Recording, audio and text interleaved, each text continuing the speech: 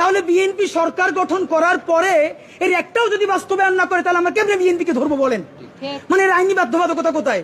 BNP তো তখন বলবে কেন ভাই, আমি তো বলেই দিয়েছি স্বাক্ষর করার সময় যেখানে আমার দ্বিমত আছে, এখন আমি এটা পারতেছি না বাস্তবতা।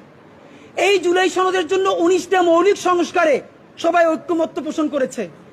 এরপরে যে কথাটা আর বলা হয় না, এই 19টা ঐক্যমত্যের মধ্যে বিএনপি বলেছে তার মধ্যে 10টাই তারা নোট অফ ডিসেন্ট দিয়েছে।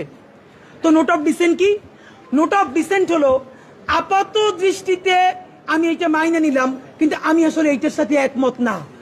তাহলে বিএনপি এই 19টার মধ্যে যেই 10টা নোট অফ ডিসেন্ট দিছে সেই 10টাই তো মোস্ট সিগনিফিকেন্ট জায়গা।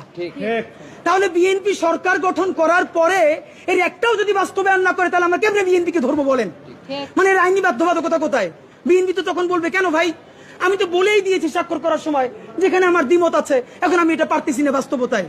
মজার ব্যাপার বলি, সরকারের কয়েক জায়গায় জিজ্ঞেস করেছি বলেন তো 19টা মৌলিক সংস্কারের মধ্যে আপনাদের কাছে একটা মোস্ট সিগনিফিকেন্ট কোনটা?